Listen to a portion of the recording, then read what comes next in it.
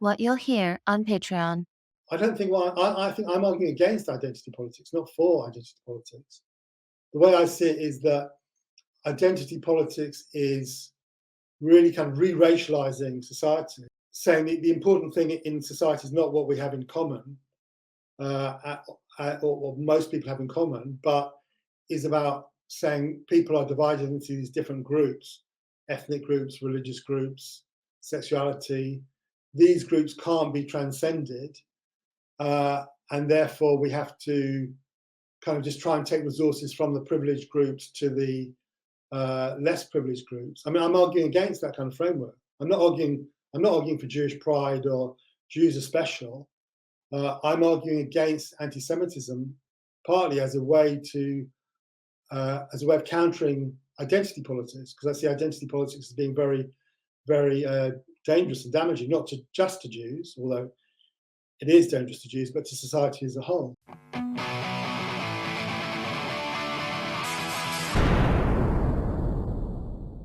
I'm Daniel Ben-Ami.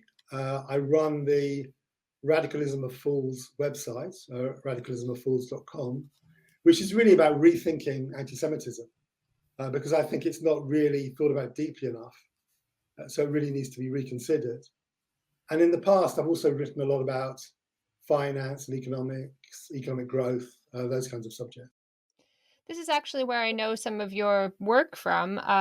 Way back when I was, not way back, wasn't that long ago, doing my PhD, I came across your work on growth skepticism, as you call it. And it really had a massive impact on how I thought about, or how I tried to make sense of the fact that those with a lot of money and who had benefited quite a lot from growth seemed to be invested in downplaying its importance. And that's something I'd like to come to as we move forward. But could you tell me a little bit about that website? What is it all about and what brought you to developing it? Well, the immediate kind of catalyst for it was there was a conflict in May 2021 between Israel and Hamas, the Islamist group, mainly based in Gaza. And I was just really shocked by some of the commentaries, some of the really overtly anti-Semitic commentary. So, for example, using tropes of Jews as child killers, that kind of thing. And this was often from people who would consider themselves leftists and radicals. It wasn't from kind of extreme right-wing people, although obviously they're pretty bad as well. So that was the immediate trigger. But then also, when I started looking into it, it seemed to me that a lot of key questions in relation to anti-Semitism weren't really understood. So, for example, the relationship between anti-Semitism and identity politics, the relationship with Islamism, by which I don't mean Islam, but I mean a kind of political movement framed in Islamic language, and even things like the relationship historically between anti-Semitism and Christianity, and then the idea of race and anti-Semitism. There was an awful lot of confusion about all those kinds of subjects. So I thought I'd try and rethink it as best I could. On this idea of leftists and radicals sort of spilling over into anti-Semitism, can you give me some examples of what you mean by that? Yeah, I mean, obviously the right, and here we're obviously talking about the extreme right. We're not talking about mainstream right-wing people generally, but obviously the kind of extreme right are, generally speaking, very explicitly anti-Semitic. But we're talking about a very small group of people here. Whereas with the left, it takes different forms. So it takes a kind of manic hostility to Israel. Mm-hmm. And I emphasize the manic hostility thing because it's not a question of criticizing Israel, criticizing the Israeli government by any normal criteria or Israeli policy by any normal criteria, which I think is fair enough. But Israel has somehow become a symbol. If you read what they're saying, they talk about Israel not as a real nation state, albeit a flawed one, but as a kind of symbol of apartheid. I mean, that kind of apartheid label is almost uniquely applied to Israel nowadays, and just to mean evil doesn't really mean anything historically in relation to what existed in South Africa. So it's linked to apartheid, racism, colonialism. So Israel, in the way they talk about it, has become a kind of symbol of evil rather than a normal nation state. But then also, and the two are very much linked together, then obviously, as you're well aware, there's a whole discussion of identity politics and increasingly Jews are being cast as benefiting from white privileged, hyper white. In a hierarchical world, Jews have again come to symbolize a malign force in society as a whole. So I think at the same time, more recently, in fact, than the Israel thing, which I think has been going on since 1967, the Six Day War, in the last 10 years or so, kind of on top, superimposed on top of that, you have increasingly the idea of Jews as representing hyper white privilege, as a different kind of race of people. This idea of this manic hostility you talk about when it comes to Israel, a lot of the complaint that people will have is that they can't criticize Israel without being accused of being anti-Semitic. So, what is the difference between legitimate criticism of a very controversial part of the world and the actions of one state?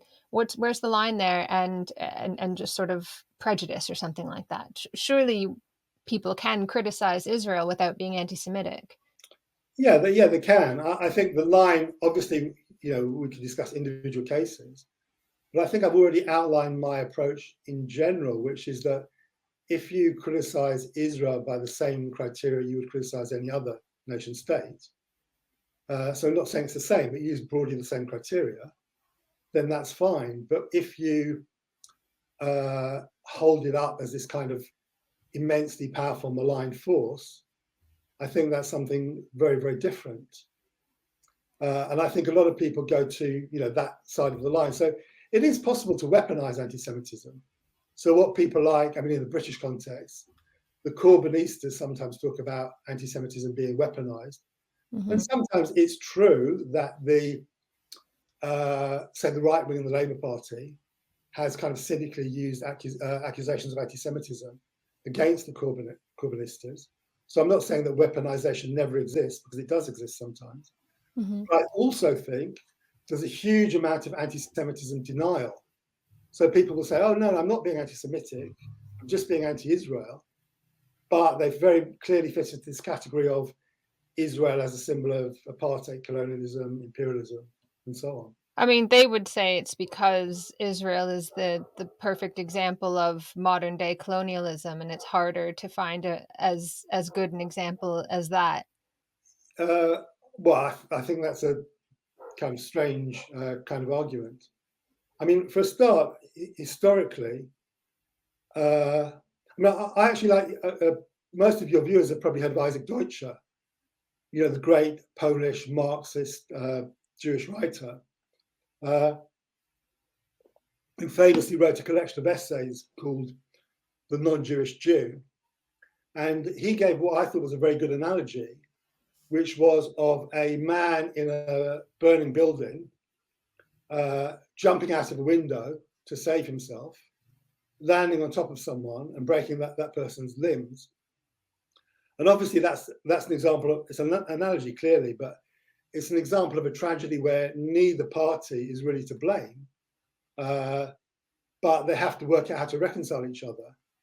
And I think that is quite a good analogy in broad terms, for the Israeli-Palestinian conflict, because the impetus for most people to go to Israel, to migrate to Israel, was because they didn't have much choice, because of anti-Semitism in Europe, the Holocaust, or because of anti-Semitism in the Middle East. And obviously the Palestinians were not to blame for those things. it would be completely insane to blame the Palestinians for the Holocaust, for example. So in broad terms, I would say you have this conflict between these two groups, which is a really, really tragic conflict.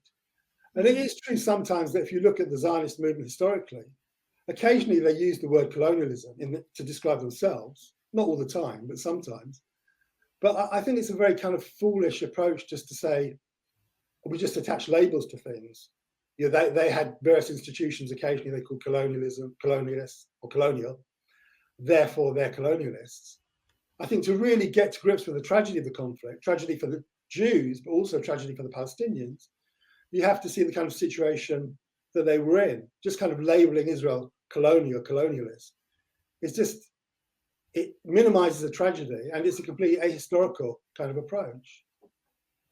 Do you think sometimes the critique of Israel is a proxy less for anti-Semitism than for critique of the United States, however misguided that might be? Yeah, I think sometimes there are parallels. I mean, obviously, the Iranian regime puts it in very graphic language. They talk about great Satan of the United States and little Satan of Israel. But even people who don't use that kind of language, they see Israel, the United States, as examples of institutions that oppress the most vulnerable people in the world, the victims of the world, and they should purely be seen in those kinds of terms. Again, not in a kind of all-rounded, not understanding it in an all-rounded way, because clearly, I mean, as you well know yourself, but if you look at American history, you can see also all sorts of problems in terms of what America was engaged in within America and around the world. But that's not the entire story. There's also a story of, democracy and freedom and economic growth. And I think we need to get to grips with the complexity of it, not just to say one side is all good or one side is all bad, but try and understand the whole question as a whole. Coming back to this idea of white privilege and Jews as hyper white, I was a bit surprised to hear the way that you're talking about it. It sounds like this is something that's quite explicit that you've come across. For me, I have noticed it in more subtle ways. So I'm I'm a member of a listserv for the particular area that I've published in, and I've noticed over the years that the commentary on this list serve became increasingly dominated by this talk of white privilege and white people and so on, to the point where it became so disturbing to me that I thought, I could copy paste these emails. These are academics, right? And I put it in a Word document, hit Control F, and replace white people with Jews, and you would have the most it would be it would fit in 1930s Germany.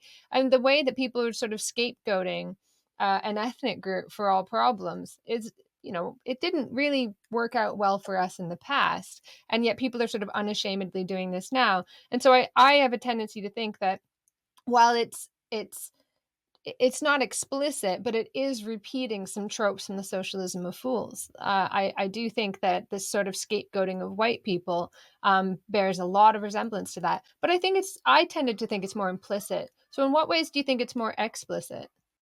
I mean, yeah, I do agree with you. I think there are circles where it is quite explicit. I mean, if you go to Twitter, for example, and obviously Twitter is absolutely not a cross section of the general population, but if you look at what a lot of the kind of anti-Israel activists are saying, it is quite explicit sometimes in some quarters, and I think it's becoming increasingly explicit. At the same time, I think there is still a degree of taboo about explicit anti-Semitism. Obviously, the whole experience of the Holocaust made it unacceptable in polite circles to be explicitly anti-Semitic. But I think it's coming back. I mean, partly the whole anti-Israel thing, which we've already discussed, but it can. So as I said, I'm not saying everyone who criticizes Israel is anti-Semitic, but it can provide a cover for anti-Semites who want to frame their language in that way. And also, you mentioned a listserv. I'm not a member of this, but a friend of mine has been involved in anti-lockdown groups. And she says on the listservs that she subscribes to, there's a lot of stuff about conspiracy theories. So they're not just anti-lockdown, but they see some kind of, giant conspiracy with big pharma and so on, trying to lock down society as part of this conspiracy. And she says a lot of these conspiracy theories are anti-Semitic, sometimes implicitly, sometimes more explicitly, because obviously anti-Semitism is often associated with conspiracy theories. So not all conspiracy theories are about Jews, but an awful lot of them are, and they do tend to move in that direction. I noticed this myself with I wrote an article for Unheard a few years, was it a year? Everything's a blur now, but a while back, I wrote an article for Unheard about the truckers convoy. Mm. And I was very interested in it, and I just wanted to kind of get to the bottom of what was happening there and what sort of narratives were circulating. And I talked to as many people as I could, and I was quite disheartened to see that there was a lot of this going on, a lot of these conspiracy theories. And I thought to myself, there's no other narrative here. How are you going to make sense of your discontent and the problems of the world? You had a few Looney Tunes who were coming in and saying, "Well, I've got the answers for you." And if I had been there, I would have gone and I'd have tried to grab a mic and offer a different narrative. There is no reason why these sorts of narratives need to capture so many people. But I think it fills a vacuum. I don't know if you had anything to say about that. No, I think that's a very important point. I mean, I think that if people feel disenfranchised, and often for good reason, because mainstream political parties don't listen to what they're saying, then there's certainly a temptation to engage in conspiracy theories. I mean, I'm not saying it's inevitable. I'm not being completely deterministic about it. No. But when you feel your life is completely out of control, then there's certainly a temptation to move in that direction. And if you do move in that direction, then anti-Semitism is often part of that story. So people might not explicitly talk about Jews. They might talk about bankers and financiers and other kinds of things. But I think that's probably part of the reason why it seems to me anti-Semitism is increasing in contemporary society. I think this is part of the story on the left as well, that as more materialist narratives have receded, you end up with, well, oh, it sounds kind of vaguely leftist to say bankers and greedy bankers pull the strings on the world are ultimately to blame for social problems. And that's it struck me that this was part of the furore over anti-Semitism in the Labour Party. If you looked at what the complaints were actually about, it was a lot of that. It was a lot of just people who had a real bad analysis, and they didn't seem to know that they were treading into that territory. And so I think it's the same thing across the political spectrum. It's just a sort of vacation, this sort of hollowing out of any kind of serious analysis of what's going on in society. And what fills that vacuum is this kind of simple narrative of evil people who pull the strings. Yeah, and often people who go along with that narrative think they're being really radical. As you say, there's no kind of real material understanding there. It's just dividing the world into good and evil people and seeing things in a very simplistic kind of way. That's my analysis now, but what do you see behind the persistence of these kinds of narratives in societies? Is it just people not realizing it, being a bit naive? Well, as I said, I think people, for rational reasons, feel a sense of powerlessness. And I think it's up to us. When I say us, I mean you and me, but also people who think in broadly similar ways, to try and challenge those narratives, to say, yes, people are often excluded from mainstream politics. There is a real problem, but the explanation is not a conspiratorial one. We've got to kind of move away from conspiracy theories. So I would say, well, one thing I'm doing is trying to do that in the specific case of anti-Semitism, but obviously it does spread more broadly than that as well. The website is called The Radicalism of Fools, and I've said the socialism of fools a few times, and we're kind of assuming knowledge of that. But could you give me, maybe for those who don't know, a bit of background on what the socialism of fools is and how perhaps it's easy to fall into that? Yeah, I mean, there's a bit of a debate about who coined the term socialism of fools. It's usually attributed to August Bebel, who was a German, radical German social democratic leader in the late 19th century. And at the time, you had elements on the left, which he was opposing by using this term, who were looking at the problems of capitalism, unemployment and inequality and so on, and blaming it on the Jews. Maybe just to kind of very quickly go into the background of that. I mean, it seems to me that, if you look at anti-Semitism emerging in the 19th century in Europe, Jews, because historically they had often played this kind of financial mediation role, they were often associated with capitalism. So reactionaries, I think then it was, well, often the right, but sometimes the left, they would look at emerging capitalism and modernity, which emerged relatively late in Central Europe, in Germany, say compared to Britain or the Netherlands or somewhere, they would associate those problems of emergent capitalism with Jews. And what Bebel, this German social democratic leader, was saying was, this is really stupid, because the problem is capitalism as a social system. The problem is not Jews as people or Jews as the personifications of capitalism. What we need to do, we as socialists, because he was speaking as a radical socialist, is to see that it's the capitalist system that's the problem. It's not the Jewish people that are the problem. So that's really the kind of origin of that term. I always think about how, during the 1930s, when you had this sort of, obviously the hegemony of these kinds of ideas, you had a very organized socialist and communist movement that was capable of mocking it. You could differentiate very clearly, Trotsky's, what is National Socialism, or he mocks them for their zoological materialism and that sort of thing. And it's very clear, this is what these people stand for, and it's idiotic and stupid. And this is what we stand for, and it is materialist and it is scientific. Now, agree with that or not, fine. But there was a clear movement that could differentiate these things. And what I worry about now is that there isn't that.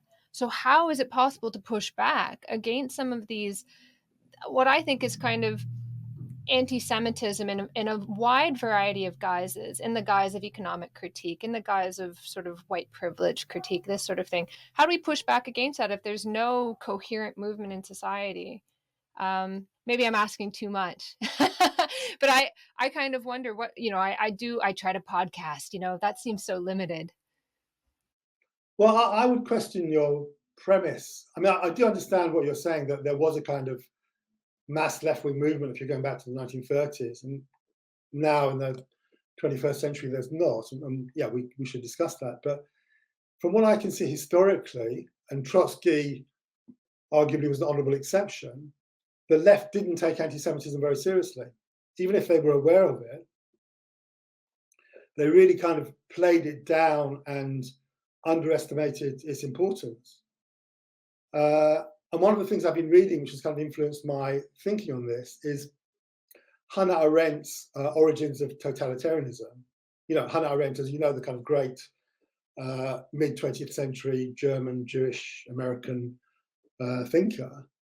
And one of the things that is not noticed about the origins of totalitarianism when people discuss it is that she argues that the Jewish question was the catalyst for the main tragedies of the 20th century. So she doesn't say the cause, but she argues that if you look at Nazism, and her focus really is Nazism, but Nazism and Stalinism, then the whole kind of unraveling of the Jewish question was the catalyst for totalitarianism to emerge. And it seems to me, yeah, we can debate whether she goes too far, but generally speaking, I think even at the time in the early 20th century, people didn't take anti-Semitism very seriously.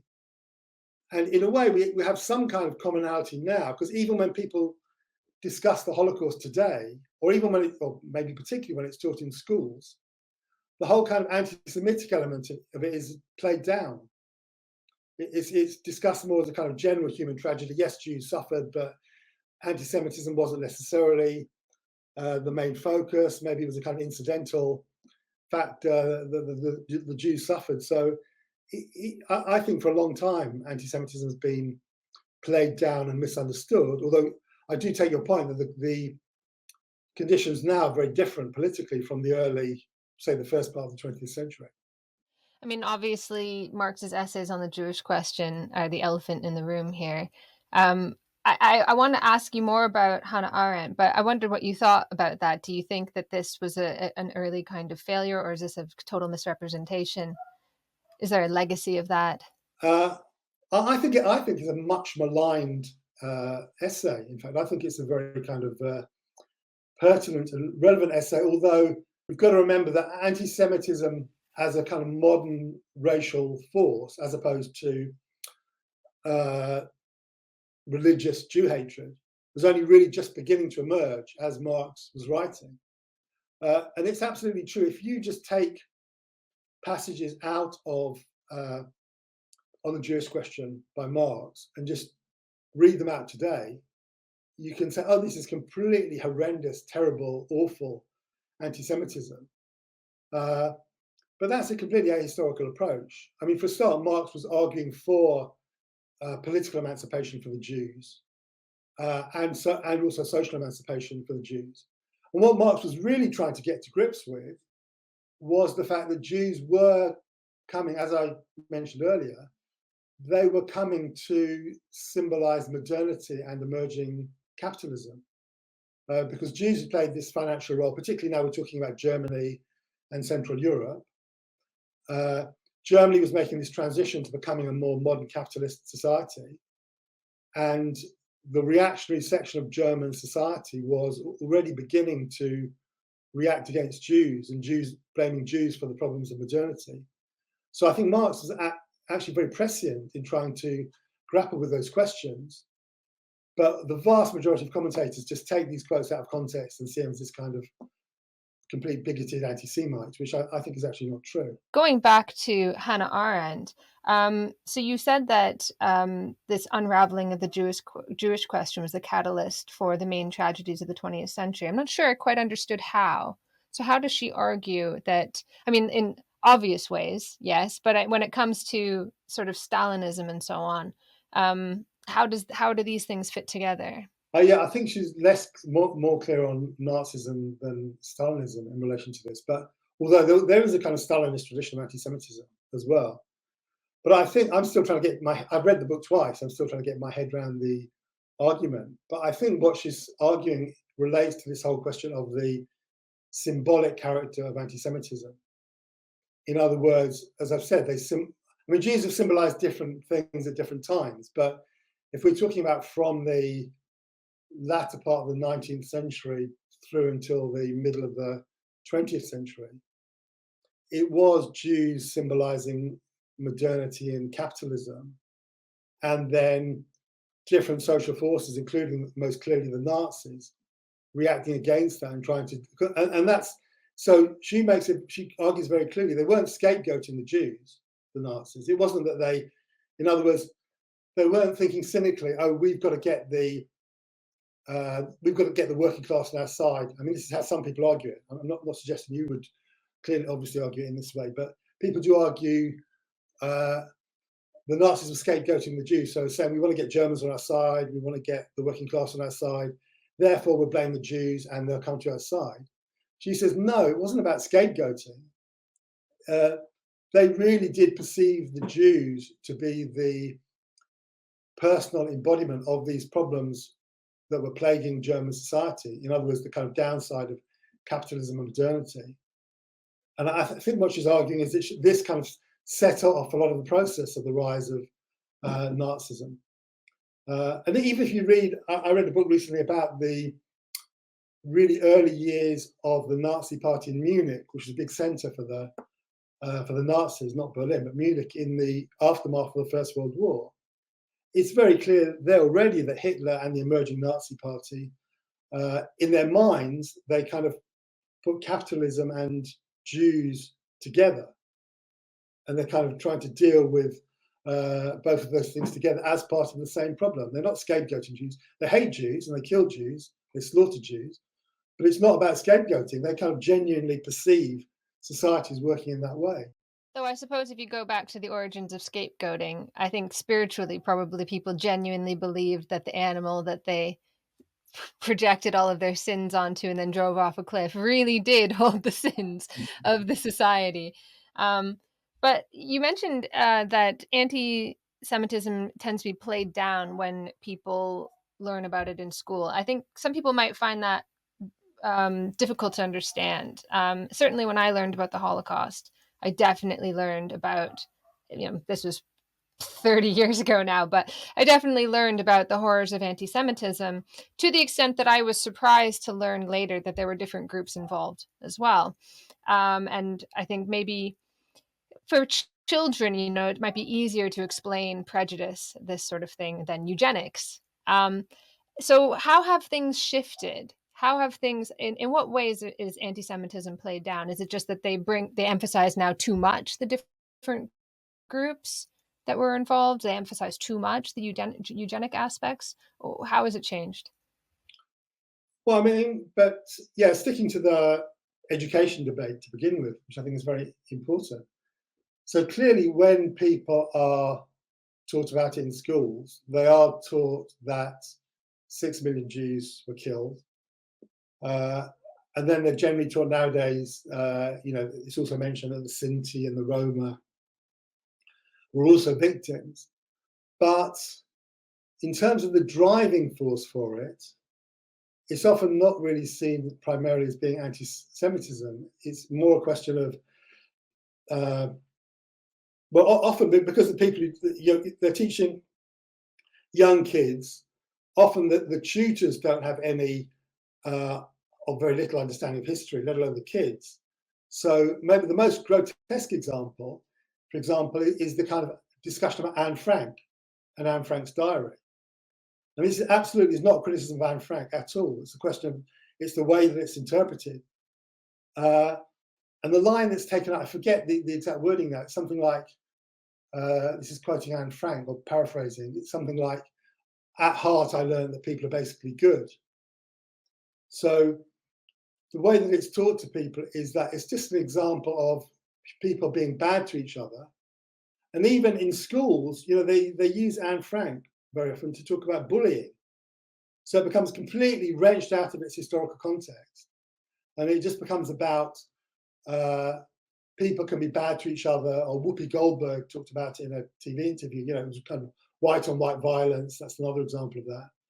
Or it's just an example of people being bad, doing bad things to each other. So they don't deny people were killed or the bad things were happened, but they tend to play down the fact that anti-Semitism itself was a kind of driving force and was a key element of Western thought leading up to the Holocaust. And some of the things that I mentioned around different groups, do you see this tendency to emphasize all the different groups on like Holocaust Memorial Days as a sort of the pendulum swinging too far? Is this irrelevant to the argument that you're making? No, I mean, obviously, we've got to get the balance right. It's factually true that a lot of Sinti and Roma were slaughtered in the Holocaust, and that should be recognized and acknowledged. But that doesn't mean that anti-Semitism wasn't a big driving force behind the Holocaust.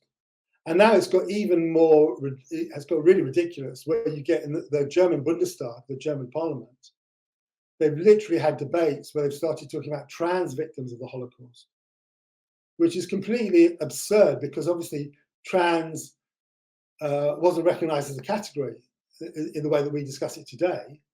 And yet you've got the German parliament kind of retrospectively talking about how trans people suffered and were killed in the Holocaust.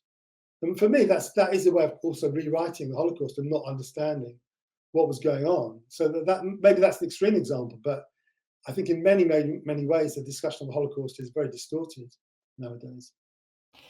Although if you go through the sort of history of the trans movement, not to derail the discussion or anything, but one of the earliest clinics was shut down by the Nazis, which is, I assume that's probably what people are referencing, that some of the very earliest kind of studies were done in Germany, the first sex changes, that sort of thing. But it was nothing like it is today, nothing like the amount of people. But this becomes something, that people will begin to emphasize. I think you're right. People have made that point in response to what I argued when I wrote my article about the trans thing.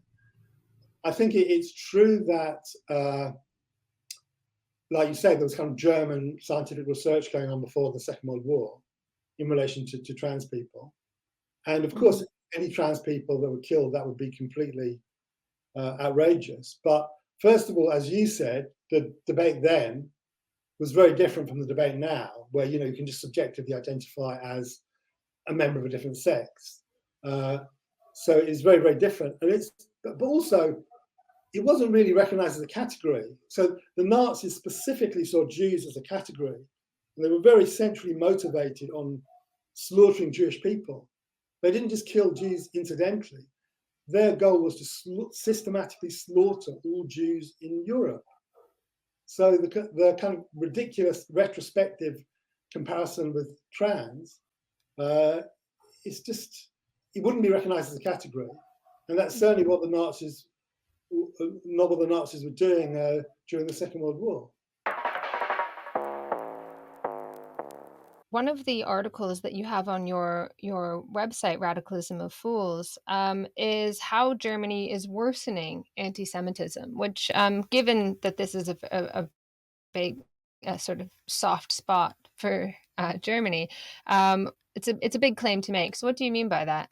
Yeah, well, the specific context of that is that since, I think around about 2018, certainly only in the last few years, Germany has set up this system of anti-Semitism commissioners, they're called. So there's a kind of national anti-Semitism commissioner, someone called Felix Klein, who's been in the position since 2018, I think, since this was founded. And then each German federal state also has an anti-Semitism commissioner. So the specific context of what I was writing about was that this guy, Felix Klein, the federal anti-Semitism commissioner, was trying to use the charge of anti-Semitism to discredit the AfD, the Alternative for Deutschland, the Alternative for Germany, the kind of German populist, right-wing populist party, basically trying to discredit them. But I think that's problematic because, and it relates to the discussion we were having before, that what you have in Germany is that the mainstream parties, the Christian Democrats, the Social Democrats, the Greens, they're the main one. The Free Democrats are basically trying to exclude the AfD from politics. The AfD are growing because, and they're doing pretty well in the polls. They've got over 20% of the support in the opinion polls. They're growing because the mainstream parties are not responding to the needs of ordinary people very often.